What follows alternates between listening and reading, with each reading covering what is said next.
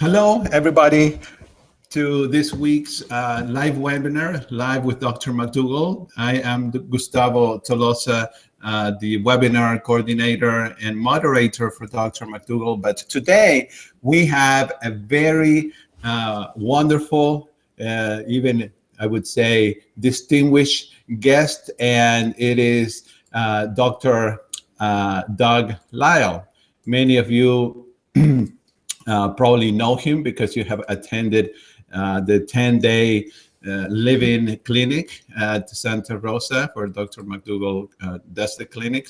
And I just want to say a few words about Dr. Lyle is the psychologist for the McDougall Wellness Program and the director of research for True North Health Center. And he has lectured extensively many places, including Stanford, Cornell, and other universities. And he's also the co-author of The Pleasure Trap, Mastering the Hidden Force That Undermines Health and Happiness. And I would highly suggest that you get that book. Later on, I will share with all of you his website and email address in case you would like to get in touch with him.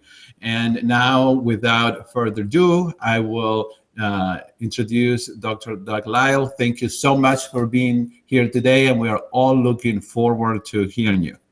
Oh, it's a pleasure. Time for me to hit my little green box? It is, so that you can start sharing your PowerPoint presentation. And while you do that, I just want to tell everybody that today I am disabling the chat so that you all can really concentrate on this brilliant presentation. There is a lot of food for thought here. There's a lot for you to think about, and we don't want to have any distractions during the presentation. Like I said, later on, you can, I will give you the address so that you can get in touch with Dr. Lyle, and go ahead. We're ready to go. Thank you very much, Gustavo. Well, folks, for those of you that don't know me, I'm Doug Lyle, and I'm a psychologist. And it actually wasn't my first choice to get stuck in psychology. I was planning to be an artist. As you can see from my first slide, I had incredible talent, but I just didn't get the support from my parents, so I wound up doing this. Now, I got even, as you'll see the great skill that I use here. This lecture is going to be about taking things one step at a time and taking them slowly and being methodical. And it's really the old story of the tortoise and the hare. And we're going to find out some reasons why it's hard to do this, but also why it is the best way to do it. So we're going to begin now with the first slide. Here is a classic in the hare strategy of diet. Everybody knows who this is, of course. And well, maybe you don't, but actually this is Dr. Atkins. Says so right on his shirt, and he's wearing the rabbit ears. And here we are around 1990, where this became extremely popular, and it still reverberates today, as they're passing out little hair costumes to everybody, essentially promising them that they can lose a great deal of weight very fast.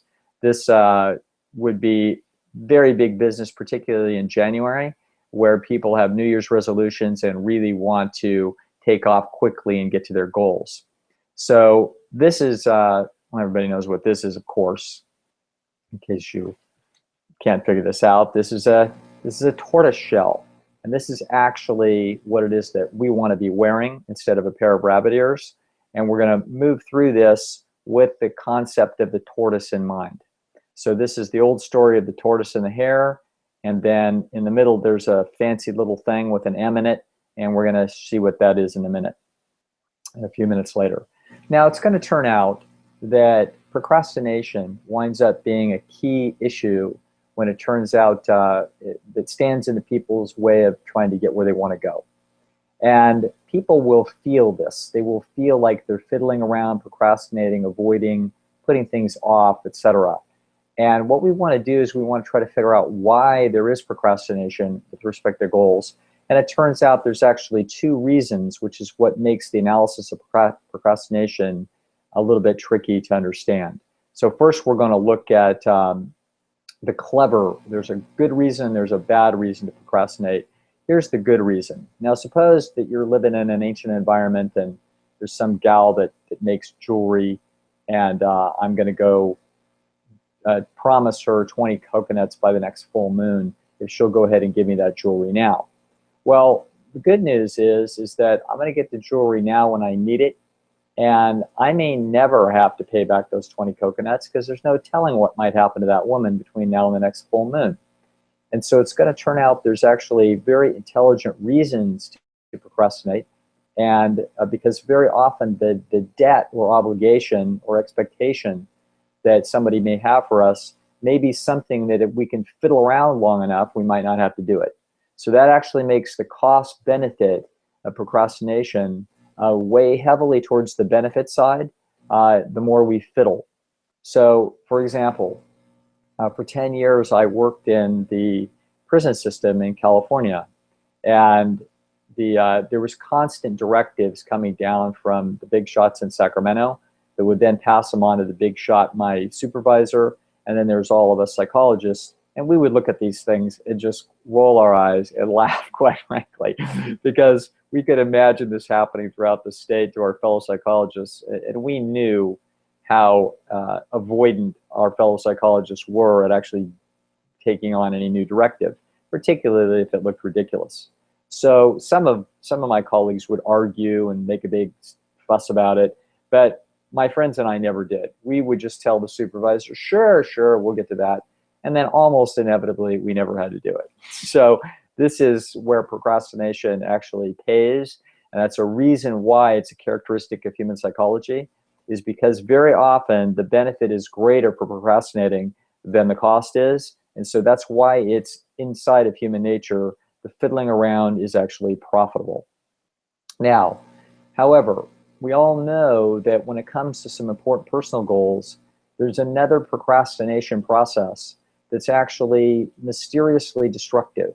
This is, for example, the classic for alcoholics is, I'll start tomorrow, next week, or right after this or that takes place, right after my daughter's wedding, then I'll get to it. After I get done with this big thing at work, then I'll get to it. There's a very tenacious procrastination dynamic, and we're going to need to understand a little bit more about human nature to find out why there would be a self-destructive process that procrastination sits in the middle of. And in order to do that, we're going to need to understand what we're going to call esteem processes. So this is how esteem works. Inside your head, you actually have what I'm going to call two parts of you. One of them is going to be what I call you, and the other part is going to be what I'm going to call an esteem meter. And it's going to turn out that human beings are designed by nature largely, not exclusively, but largely, they're designed to seek esteem. That is a feeling of being valued by other people. And so in order to do that well, in order to be valued by other people, we need to be aware of how it is that they're feeling about our performances. So that's why you like to, if you cook, for example, for friends, you like to watch their reactions to see how happy they are with the food. And then you're watching them as they give you feedback about how it is that they value you. If you are a musical performer, you do the same thing. You're not only do you perform, but then you watch and listen to the feedback that people give you after your performance. So if you put on a new suit or a new dress, you are watching for people's reactions to how it is that they feel, that they signal that they feel about your appearance. So you're actually designed to be sensitive to how valuable other people seem to find you. And that's why you have an esteem meter inside your head that is actually a very large amount of what the brain does.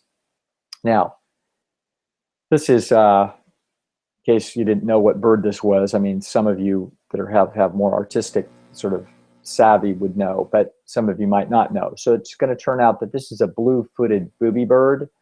And what this bird does is it squirts a ring of bird manure in a circle. It's called the guano ring. And guano is bird poop. And what this is it's a little signaling device that mama does, and she puts a circle around her little chicks. And anything that's outside the guano ring, she will attack aggressively if it tries to come in. So there's essentially a boundary line between us and them, and that this winds up being a critical issue in the behavior of the blue-footed booby bird. Now, it's also true that human beings do the same thing, but they just don't use a guano ring. They have a psychological guano ring where they have an in-group or an inclusion group, and then where they like each other and they're all sort of part of a team. And then people on the outside of the guano ring we're more suspicious of and we're not as friendly to, etc.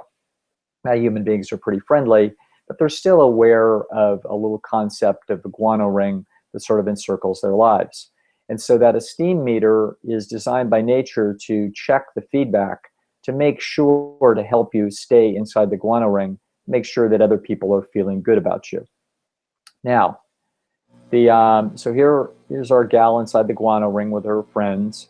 And so it turns out that when she gets positive big signals, esteem signals from them, it causes us to feel happy and confident and even feel proud, like people like us and we like that. If we get negative feedback, like they're thinking about kicking us out of the guano ring, then it will cause us to feel depressed, to feel rejected, or to feel anxiety. So essentially, happiness is largely being guided by our esteem meter and its sensitivity to the feedback from other people. Now, what we're going to do is we're going to try to use these ideas to try to understand the process of procrastination, self-destructive procrastination. And I'm going to tell the story of a little kid named Harry Steinway. This isn't a real kid, I just made him up. So he lives in Pittsburgh, and he's got a little sister, Elsa, and then Mrs. Steinway. You can see that she's a piece of work. Mr. Steinway just keeps his mouth shut and isn't involved in this drama. Now, Harry, from the time he was 6, got encouraged to play the piano by Mrs. Steinway, and she intends for him to be a great pianist one day, and he likes this. And so by the time he's 8 years old, he's sort of a 60th percentile player there in the middle of the graph relative to other kids. And by the time he's 9, he might be a 70th percentile pianist, and he keeps working. And as he gets better and moves up higher in the food chain, it feels good. He gets good feedback. Mom tells him he's going to be great, and he can see that he's improving. And his esteem mechanisms are giving him nothing but good feedback. Now, he gets to the 80th percentile and all is well, and his mom is telling him now that he's 10 years old, that soon he's going to be headed to Carnegie Hall and he's going to be this fantastic pianist. And that's fine as far as Harry's concerned. However, on this path one day, he winds up at a recital, and there's a girl named June there, and June has only been playing for a year, and Harry's been playing for 4 years now, and June is quite a bit better. So Harry suddenly finds out that even though he's getting better and that feels good, it doesn't look like he's probably headed to Carnegie Hall. And so his mom believes and keeps telling him that he's going to get over there to where the red star is, right up at the top. Harry, though, knows that if he continues to do as well as he can, he might only get to the 90th percentile, which means that there's going to be an esteem loss somewhere down the road, as his mother is going to have to figure out and confront the fact that Harry is not going to be at the 99.99 percentile. He may only be at the 90th percentile, and therefore he has fallen short of her expectations, which means he's going to lose esteem. And we know what happens when we lose esteem. We wind up depressed, anxious, and we want to avoid these things because it's not a good feeling, and we're embarrassed. So in order to avoid this, he wants to actually hold on to the esteem as long as he can. That esteem is valuable currency. It's essentially the currency of the Stone Age environment. So before there was money, what there was esteem. And so that's why we work so hard to get it. We try to do things in the village to be valued, to show our value to other people. And that's why the esteem meter is this critical feature and lever over human psychology. So what Harry's going to do is going to be something quite dramatic. And that is that he's going to stop trying. He will quit putting in much effort on the piano. And the reason why he's going to do that is that as he continues to have his skills slide by not playing, And his mother keeps saying, oh, but Harry, you could be fantastic. Oh, Harry, you could go to Carnegie Hall. What is the matter with you? As long as she keeps saying that, then he knows he still has this esteem, or he still has the status. If he tries, what's going to happen is he will absolutely lose the status, because he will not be living up to expectation. So therefore, it winds up being an extraordinarily clever trick to stop trying, and this is the root of procrastination. Now, it turns out it does not feel good to do this. It feels bad to do this. It's in fact very disturbing. Harry is angry, he's upset, he's depressed, he's embarrassed. He may even, believe it or not, feel suicidal impulses. He feels self-destructive. He actually doesn't know what is causing this, but he does know he's in some kind of a great motivational trap. He just doesn't know how to work it out, and neither does his mother. As she continues to reassure him how great he is, he continues to dig his heels in and to not try.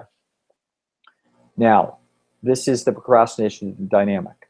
And the esteem meter, if you think about it, this is, there's a word that we have in the language to describe the esteem meter that I don't use right off the bat, but it makes complete sense.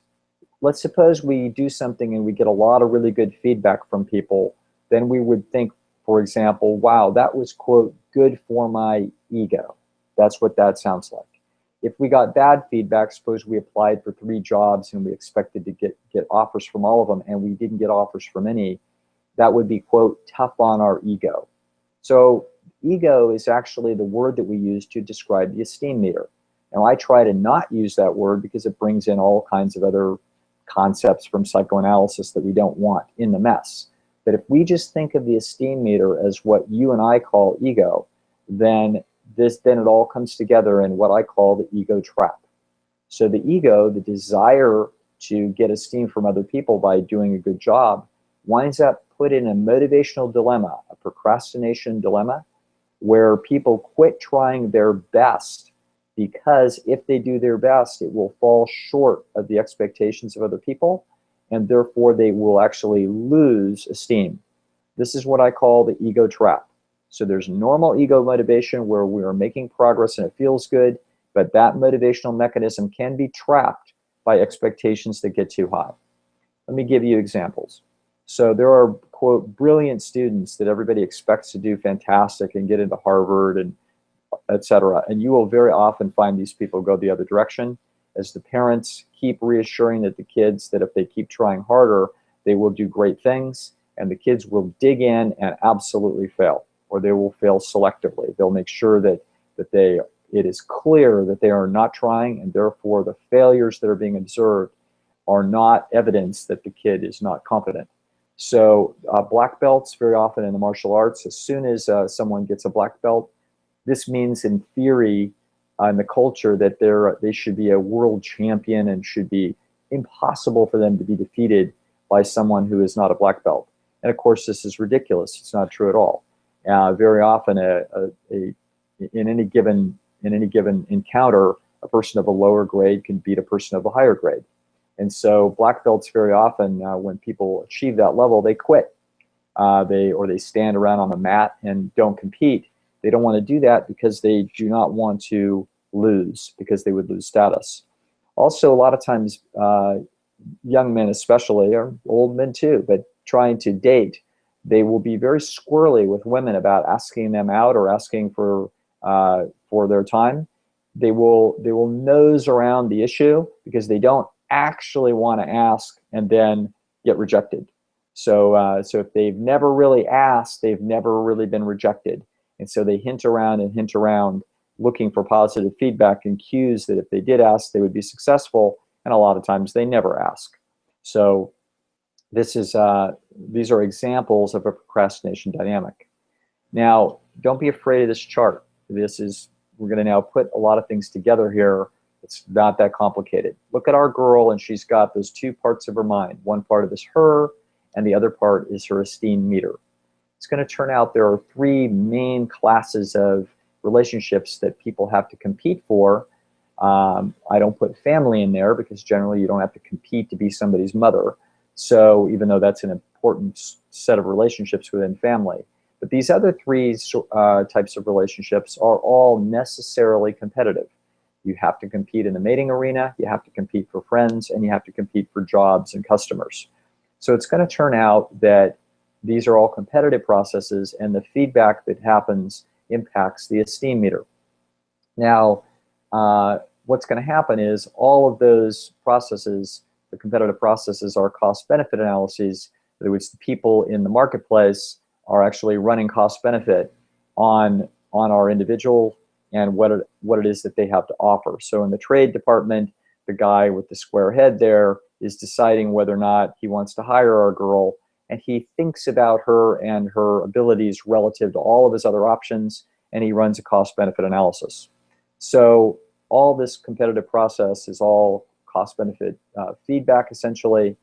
And so what people are going to do in order to do better is they're going to rehearse. So we don't just try to get mates. We also go to the store, get clothes, shine up our car, get our hair cut.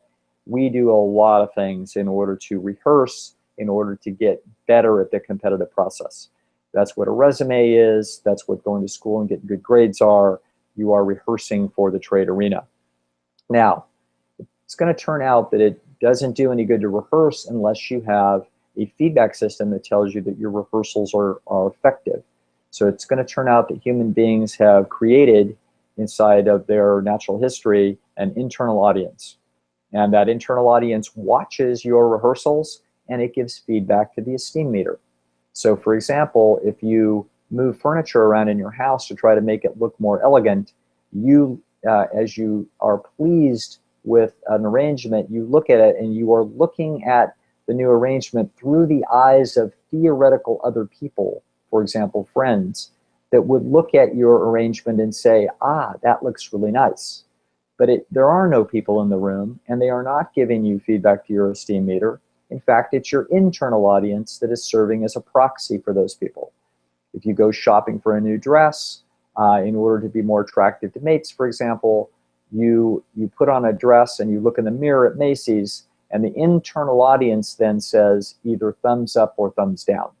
And so it is in this way that the internal audience, this is what philosophers call consciousness or self-consciousness. They haven't known why it is that people have such a thing, but human beings live with these little people that essentially live inside our heads, and they're constantly giving us little feedback on our performances when nobody's watching. They're giving us performances on rehearsals. Think of a young guy in his driveway, a young kid shooting baskets, and he will be thinking about a last-second shot in the big championship game that he's going to take one day, and he'll even count it down out loud as if a bunch of people are watching. And if he makes the shot, his internal audience says, wow, you did great, and he can actually feel pride and happiness, even though nobody's watching and nobody cares. It's a rehearsal mechanism for the future.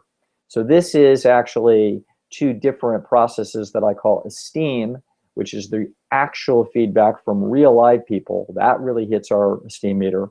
But also we have a self-esteem mechanism from the internal audience that will do the same thing as it watches our behavior from inside.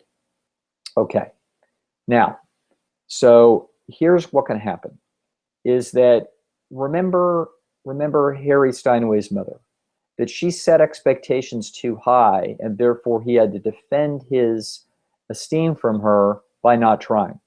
But the same thing can happen from the inside, from our internal audience, that we can pick up cues that we believe that people out in the world have high expectations for us. We might not even know who they are, or we can't even put a name to a face, but we have absorbed it, and it has become part of our internal expectations. And so if the internal audience has set the bar too high, then the self freezes under these internal high expectations and procrastinates its way through the ego trap. So in other words, you don't want to, quote, lose status with yourself by falling short of your own expectations. This winds up being a major procrastination, self-destruction dynamic in human beings. It's an extraordinary one. Mark Leary at Duke calls this, essentially the curse of the self, that human beings can do things to themselves and stop their own advances in a way that no other creature can do. because they don't have an internal audience, because they don't have such a fancy mind. Now, however, I don't look at it as a curse. I just look at it as another adaptive instinct that can run into trouble. So you have many adaptive instincts in your mind. You've got a hunger drive, you've got a thirst mechanism, you've got the ability to use language, that's an instinct. You also have the ability to imagine the worst case scenario. That's an instinct in people. So if your kid doesn't call you when they were supposed to get down from the airplane a half an hour ago, then you start thinking about the worst case scenario. So that's a natural component of human beings that help them avoid trouble. But you also have a procrastination instinct. That instinct has two basic features. Number one, it's me being a flake with my supervisor at the prison. That's a savvy, energy conserving instinct that basically runs the cost benefit and says, you know what, I don't think I'm going to get into much trouble if I don't do this. And if I don't do it, I might not ever have to do it. But the other procrastination instinct is self-destruction by way of esteem defense. And that esteem defense can be the Steinway defense. It can be, in other words, defending our esteem loss from a specific individual, like our mother. Or it could be an internal expectation, the internal version of the ego trap.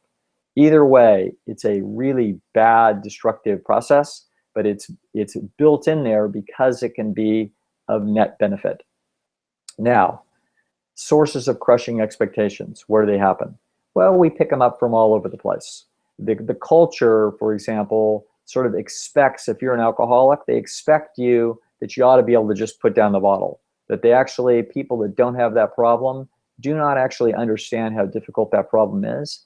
And as a result, they can put alcoholics into the ego trap, and the alcoholics can absorb those expectations into their internal audience, and therefore they can actually hide from themselves, from their own internal audience, and continually procrastinate and say, you know what, I'll start tomorrow. And that winds up being a very crushing dynamic. Sometimes the source is easy to see how this could happen. So for example, we go back to our Atkins thing. So one of the famous ads that was responsible for $1 billion fortune was a thing called Slim Fast. And Slim Fast was a bunch of chocolate shakes that they said, give us a week and we'll take off the weight. And people would drink Slim Fast shakes for a week and they'd lose 10 pounds. They didn't lose any fat. Slim Fast was very, very low in sodium. And if all the people did was to just drink chocolate shakes for a week, it turns out that big people, overweight people, are very often retaining a lot of water because they have a high sodium diet. And as a result, they would diurese, or they would lose the water behind the low sodium diet for a week, and they'd lose 10 or 15 pounds, and they're all excited. However, they haven't lost a single bit of fat. They just ate a high-fat chocolate diet for a week, but they have no idea that this is actually going on. And all they need to do is eat one tiny little bag of potato chips, and within the next 3 days, they're going to gain all that 10 pounds back because they're going to absorb the water. This led to, untold turbulence in people's self-esteems as they would lose the weight and gain the weight, lose the weight and gain the weight. And Slim Fast laughed their way all the way to $1 billion fortune behind this sort of ridiculous thing. This is a horrendous example of the hair putting on the wrong costume and winding up in a mess. Here's the right costume. Right costume is a tortoise shell, and the tortoise shell is hardened against the criticism that you're going to get if you do this the right way. If you don't know my lecture called Getting Along Without Going Along, there's certain things I say to people when people cross-examine me about my diet, and I encourage you to use similar things. So if people say, well, where will you get your protein from? Just tell them you don't know. Okay? I don't know. Seems like it's okay. And they say it won't work, and you tell them, no, you're probably right. It's just an experiment. And what? You're not going to eat any pickled pig's feet? You say, no, I'm just going to do this. It seems to be working for me right now, but we'll see what happens. And as they predict gloom and doom because you are an idiot who's not eating chicken and doing paleo or Atkins or whatever else, that you're eating carbohydrates, for goodness sakes, what you do is you just keep your mouth shut. Okay, you just just say, look, who knows, you're probably right, and you just get out of there. We have no interest in defending a theory here. We just want you to get on the tortoise trail. Now, this is the tortoise trail. Let everybody else go on the hare highway and just hop right to the mess that they're headed for. It's not their fault. They've been sold a bill of goods. They're not as educated as we are, and that's okay. Like, it's not your job to educate the world. Your job is to get on the tortoise trail, get your tortoise shell on, and start moving in the right direction, which means you have to be very myopic. Tortoises only look at the little bit of grass that's right in front of them. We do not try to look out at the 40 pounds we want to lose, the 28 pounds we want to lose by summer. Don't get lost in that. Of course, your mind is going to drift to that, but your job is to get myopic. You got to be very short thinking here. In order to do that, you're going to need the McDougall medallion. So now we know what this is. We've got a tortoise that can barely see, can only see about an inch in front of its face. It's got a nice hardened tortoise shell against all the critiques, and it's got a medallion around its neck telling it which direction it needs to be very slowly moving towards. And on that McDougall medallion, it says it's the food, which is what John McDougall always says. This is it, all right? And on the other side of the McDougall medallion, there's the instructions about where to go. So let me tell you what this actually looks like. There it is. It says starch targets. And the starch targets are that you want to eat every day starch-based meals, some fruit, some salad maybe, and some exercise. Don't make a big deal out of the exercise. It doesn't have to be a big deal. If you're a big exerciser, great. If you're not, just get up and move, put some dance tunes on and wiggle around in your living room where nobody has to see you. Just enjoy yourself. But we want to do a little bit of exercise if we can every day, but we're not going to look to be perfect here because none of us is a saint and things come up in life. So actually our job, the goal, is every week we're going to try to aim for these 6 targets every day, but the goal is to only hit 80% of them. And that's about 34 out of those 42 targets. So if we do this, and so certain days, so you see the first day there, I didn't get 3 starches in and I didn't get any exercise in. That's okay. I got 4 out of the 6. The next day I got 5 out of the 6. And the next day I got a different 5 out of the 6. And at the end of the week, you kind of add them up.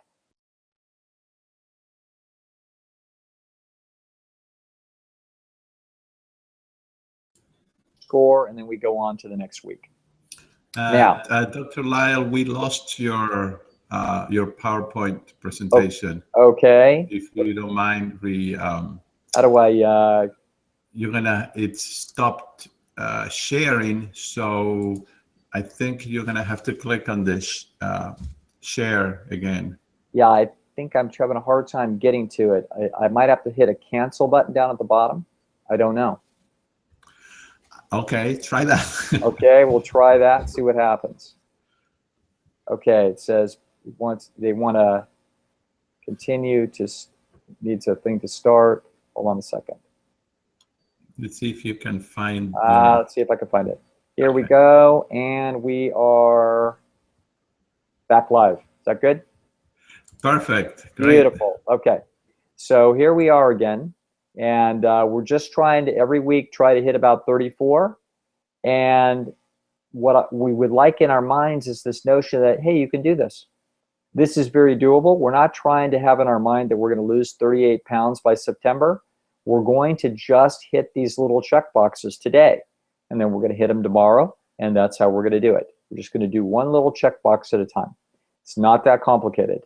Now, so what we're going to try to do is get outside of these motivational traps. That we're not going to be chasing the self-esteem and just trying to quickly get to this goal so that we can look great. We know that that's where we're trying to head for that esteem, but instead we want to focus on the self-esteem process of just checking the box, because your internal audience will be watching you, and if you check those boxes, it will know that you're checking them. And we are not going to be focused so much on the scale, because the scale lies. It fluctuates all the time and is very disruptive for people's confidence. Instead, I want you to focus on the check boxes. And over time, if we are doing this right, we're going to see some weight loss. We need to be myopic and just get ourselves lost in the process as we continue to check these boxes. We have to have a spirit that we're going to learn as we go. Remember from the old movie, The Karate Kid, where Mr. Miyagi has Daniel out there putting wax on his car and taking it off. And getting him lost in the process of putting wax on and wax off is how he learned. My dad did the same thing with me with a pulse hole digger, and I wasn't too excited about it, but such is life for me. Now, here's the real math that takes place with respect to weight loss. The average woman at 36 years old in the United States is about 166 pounds. And she's gained about 2 pounds a year for 20 years since she was 16. So it's been a very subtle, slow process of her digging this hole for herself. We want to dig out of that hole pretty quickly, but we're not going to get out of there instantaneously. If we put the tortoise shell on and check these boxes, we're very likely to lose maybe 1 pound a week, which means that in 6 weeks, you will have rewound the tape by 3 years. And as we continue on another 6 weeks, we're going to get rid of another 3 years. In other words, as we chip away at this process, it's not an insurmountable goal at all. We just have to chip away and do the process correctly. Sometimes it's good to have little 16-ounce bottles around of water, because that's how big a pound of fat is.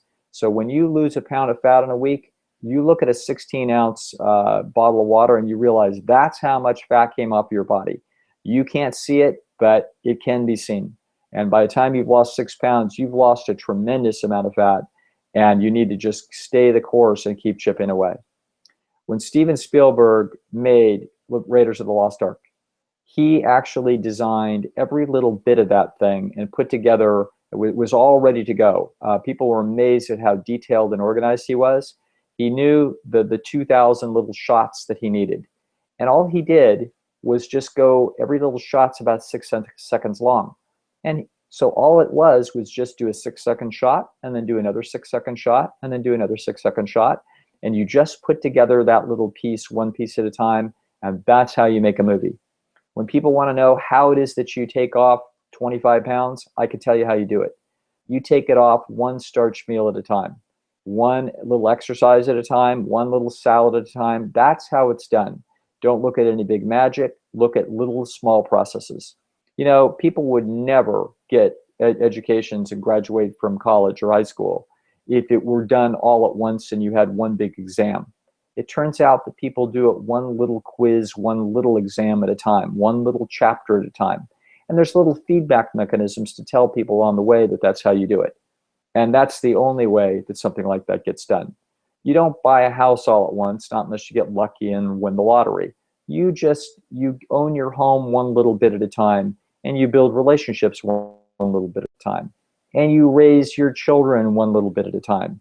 They don't go from being 3 years old to being 23 years old and college graduates in a leap. It's one little step, and that's how everything of any significance is actually accomplished. Nothing is accomplished through some dramatic, instantaneous shortcut to great success. All successes and everything that means anything is one little good move at a time after the next.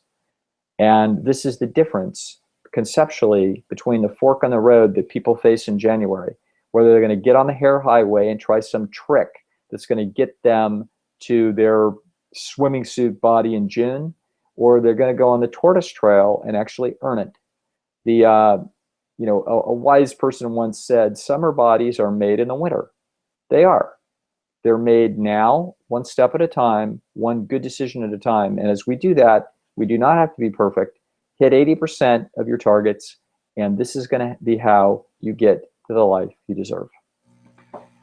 Thank you very much for listening, folks. Thank you, Gustavo, for your help. I could never have figured out the first thing about this without you.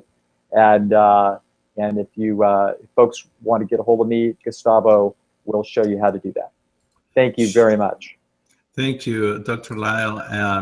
And I just want to say something that really, I don't know, I think it's very important for everybody, because when it comes to weight and losing weight, people all of a sudden want to lose, 10 pounds in a week. And what you were saying is so true, how it's one step at a time.